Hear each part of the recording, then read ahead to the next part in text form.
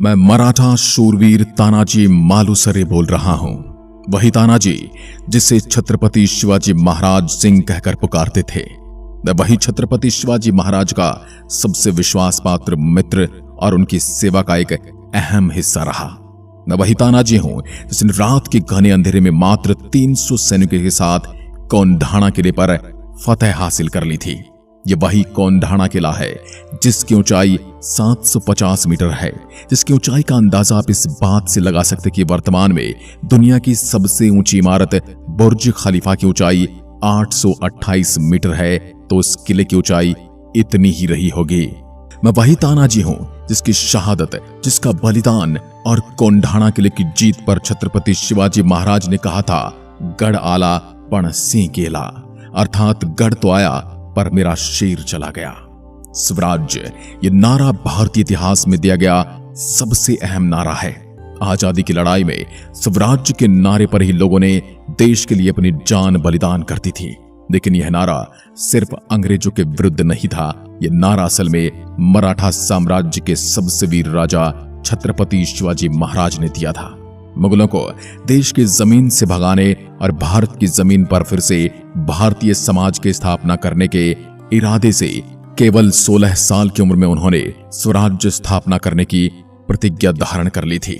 असल में स्वराज्य एक सामाजिक और राजनयिक शब्द है जिसकी मूल विचारधारा भारत से हर तरह की विदेशी ताकतों को दूर भगाना है। स्वराज्य के जरिए शिवाजी महाराज ने संपूर्ण भारतवर्ष को एकजुट किया और विदेशी ताकतों के साथ युद्ध छेड़ दिया। इस युद्ध में कुछ वीर योद्धाओं ने उनका ऐसा साथ दिया और अपनी जान शिवाजी महाराज के लिए यूं ही निछावर कर दी। शिवाजी महाराज के इन वीर योद्धाओं में से एक मैं भी था, तानाजी मालुसरे।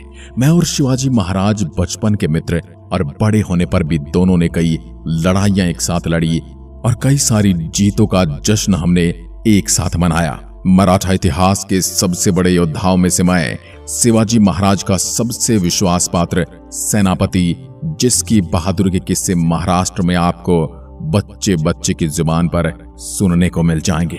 लेकिन भारत के अन्य हिस्सों में मेरा नाम लुप्त सा हो गया है, मगर आज भी आप जैसे कई लोग मुझे भुला नहीं पाए हैं और मेरी वीर गाथा सुन रहे हैं।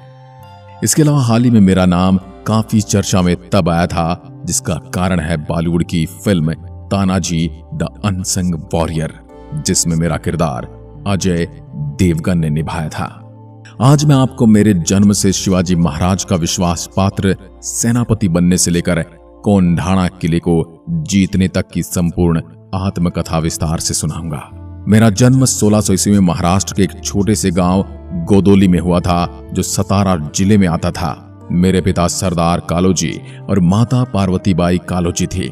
मुझे बचपन में बच्चों की तरह खेल खेलने का नहीं बल्कि तलवारबाजी का शौक था, जिसके चलते मैं छत्रपति शिवाजी महाराज से मिला और बचपन से ही उनका विश्वास पात्र मित्र बन गया था।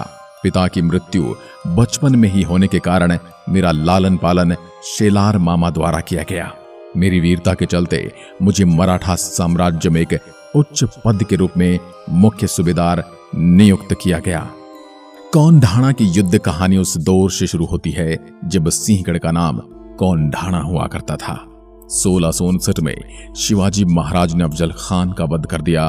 1660 में पावन खिंड की लड़ाई हुई, जिसमें बाजी प्रभु देशपांडे ने अपने प्राणों का बलिदान दे महाराज शिवाजी को विशालगढ़ तक सुरक्षित पहुंचाया और 1663 में शाइस्ता खान पर हमला किया, जिसमें पुणे में जाकर शिवाजी महाराज ने उसकी 3 उंगलियां काट डाली थी।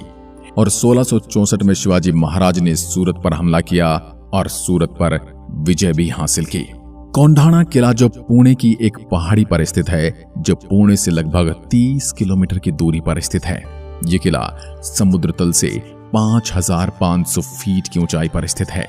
1665 में मुगलों और मराठों के बीच हुई पुरंदर की संधि के बाद यह किला औरंगजेब के पास चला गया था। इसके अलावा 23 अन्य किले भी मराठों को छोड़ने पड़े थे।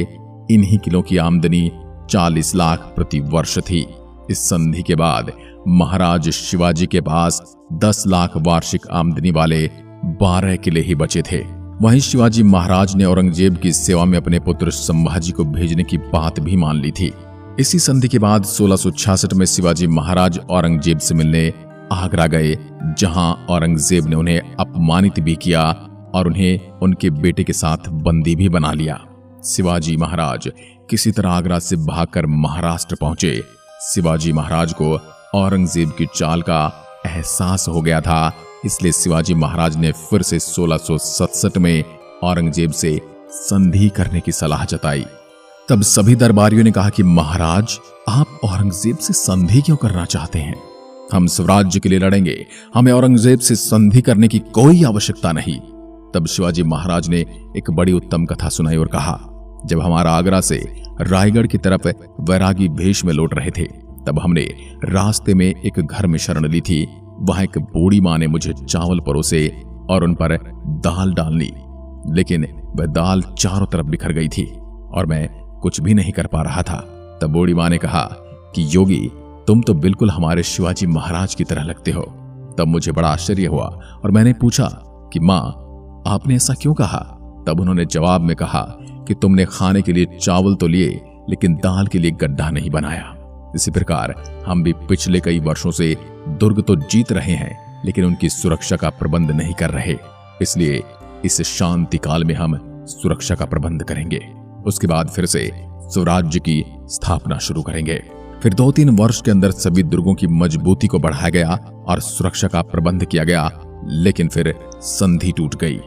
संधि टूटने के कई कारण थे, जिनमें एक कारण था औरंगजेब का पुत्र मुअज्जम।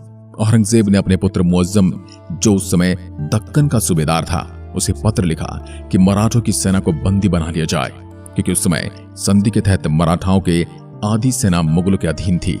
लेकिन औरंगजेब का पुत्र मुअज्जम अपने पिता औरंगजेब से कटता था। वो चाहता था कि दिल्ली का बादशाह वह खुद बने। मुअज्जम मराठों के साथ था, इसलिए उसने पहले ही पत्र प्रताप राव को पहुंचा दिया था और प्रताप राव सारी सेना को लेकर रायगढ़ पहुंच गए। लेकिन यहां अभी तक शिवाजी महाराज ने कोई भी संधि भंग नहीं की थी। फिर एक दिन एक ऐसी घटना होती है जिसने शिवाजी महाराज सहित संपूर्ण मराठाओं को हिलाकर रख दिया। औरंगजेब लगातार शिवाजी महाराज को अपने चुंगल में फंसाने की साजिश रच रहा था, लेकिन उसने पाया कि ऐसा करने का हर मौका उसके हाथ से निकल रहा है। औरंगजेब ने 9 अप्रैल 1969 को आदेश पारित किया कि हिंदुओं के सभी स्कूलों और मंदिरों को तोड़ दिया जाए और उनकी जगह मस्जिद बना दी जाए। आक्रमणकारियों ने हिंदू पर बड़े पैमाने पर हमले किए, जिन्हें वे अपने सभी प्रभुत्वों में काफिर कहते थे। 4 सितंबर 1669 को बनारस में श्री काशी विश्वनाथ के पवित्र मंदिर की भयानक अपवित्रता और इसके स्थल पर एक मस्जिद के निर्माण ने छत्रपति शिवाजी महाराज को हिलाकर रख दिया और संकेत दिया कि मुगलों और मराठों के बीच शांति समाप्त हो गई है। औरंगजेब आक्रमण की गलत नीति के विरुद्ध पुरजोर और सार्वजनिक रूप से विरोध करने से नहीं चुका। मथुरा के पवित्र केशवराय मंदिर का भी कुछ ऐसा ही हश्र हुआ। मनपागर और उज्जैन के साथ भी ऐसा दुर्व्यवहार किया गया। मुगलों के सभी क्षेत्रों में इस्लाम को लागू करने का आदेश पारित कर दिया गया। दिवाली और होली के त्योहारों को बेरहमी से दबाया जाने लगा। असम, बंगाल, उड़ीसा और राजपूताना के प्रांतों को भी ऐसा ही सब देखना पड़ा। जबरन इस्लाम धर्म कबूल करना एक बार फिर मराठों को हथियार उठाने पर मजबूर करने लगा। अब संपूर्ण मराठों ने फिर से स्वराज्य स्थापना करने की ठान ली। श्री काशी विश्वनाथ मंदिर के विनाश पर उनकी मां जीजाबाई भी बड़ी दुखी थी। शिवाजी महाराज की माता जीजाबाई भी कोंढाणा किले पर मराठों की फतह चाहती थी। मुगलों के हाथ ये किला देखकर उन्हें बड़ी खींच होती थी, क्योंकि कोंढाणा रायगढ़ के बिल्कुल सामने था, जिससे वह रोज मुगलों का झंडा फहराता हुआ देखा करती थी। शिवाजी महाराज ने उनकी सलाह पर इस किले को हासिल करने की रणनीति बनाई। इसके लिए उन्होंने मुझे चुना। उस समय शिवाजी महाराज की ओर से मुझे संदेश मिला कि माता जीजाबाई ने यह प्रतिज्ञा की है कि जब तक वह कोंढाणा किले को मराठा साम्राज्य में शामिल नहीं कर लेती, तब तक वो अन्न जल का त्याग करती हैं। जिस समय संदेश आया, मैं घर में पुत्र के विवाह की तैयारियां कर रहा था। तब शेलार मामा ने कहा, पहले पुत्र का विवाह होने दो, फिर किले पर चढ़ाई करेंगे। तब मैंने ऊंची आवाज में कहा था, पहले कोंढाणा दुर्ग का विवाह होगा, बाद में पुत्र का। यदि मैं जीवित रहा तो युद्ध से लौटकर विवाह का प्रबंध करूंगा, और यदि युद्ध में काम आया तो शिवाजी महाराज हमारे पुत्र का विवाह करेंगे। और चल रहे अपने पुत्र के विवाह उत्सव की तैयारियों को छोड़कर मैं माता जीजाबाई की प्रतिज्ञा और शिवाजी की आज्ञा पूरी करने 300 मराठा सैनिकों के साथ कोंढाणा किले के लिए निकल पड़ा, जिसमें मेरे साथ मेरा छोटा भाई सूर्या जी और शैलार मामा थे। हम रात के अंधेरे में कोंढाणा किले के नीचे 300 सैनिकों के साथ पहुंचे। ऊपर किलों में मुगलों के 1800 सैनिक उपस्थित थे। इस किले में दरवाजे से प्रवेश करना लगभग असंभव था, क्योंकि यह इतना दुर्गम किला है कि जो 750 मीटर की ऊंचाई पर बना है। 750 मीटर की ऊंचाई पर बने इस किले पर एक राजपूत कमांडर उदयभान का शासन हुआ करता था, और यह अभी तक अभेद्य किला था, जिस पर कोई भी विजय हासिल नहीं कर सका था। शाइस्ता खान आया, लेकिन उसे भी हार का सामना करना पड़ा। राजा जसवंत सिंह आए, लेकिन हार गए। मुअज्जम आया, वह भी इस पर विजय हासिल न कर सका। यह किला कुल्हाड़ी के आकार का है, और इसकी सुरक्षा इतनी कड़ी थी कि इसमें प्रवेश पाना लगभग असंभव सा था, क्योंकि यह एकदम सीधी पहाड़ी पर बना हुआ है। सूर्या जी अपनी सेना के साथ किले के कल्याण द्वार पर पहुंच गए और दरवाजा खुलने का इंतजार करने लगे। उस समय मराठा सेना में घोरपड़े नाम के सैनिक थे, जो किसी भी पहाड़ी पर दीवार पर आसानी से चढ़ जाया करते थे। उन्हें चढ़कर ऊपर से रस्सी लटकाई, जिससे अब एक एक करके मराठा सैनिक दुर्ग में पहुंचने लगे। पहले सावधानी से मुगल सैनिकों का सफाया किया गया, ताकि एक साथ मुगल सैनिक ना आ जाएं। लेकिन जैसे ही मारकाट शोर शराबा हुआ, सारे मुगल सैनिक टूट पड़े। मराठा सैनिक भी हर हर महादेव का उद्घोष लगाते हुए मुगल सैनिकों पर टूट पड़े। इसी बीच उदयभान और मेरे बीच भीषण युद्ध शुरू होता है। दोनों ही हिंदू थे, लेकिन उदयभान लड़ रहा था औरंगजेब की महत्वाकांक्षा और अपनी अय्याशियों के लिए, और मैं अपने छत्रपति शिवाजी महाराज के स्वाभिमान के लिए। ये मेरे वार से उदयभान भी लड़खड़ा रहा था, लेकिन दोनों की लड़ाई में अचानक उदयभान का एक वार से मेरी ढाल बीच से टूट गई। मैंने उदयभान का वार अपने हाथ पर सहा। मेरा हाथ कट गया, लेकिन मैंने हार नहीं मानी और हाथ पर कपड़ा बांधकर फिर युद्ध लड़ता रहा। युद्ध का द्वंद्व बढ़ता जा रहा था।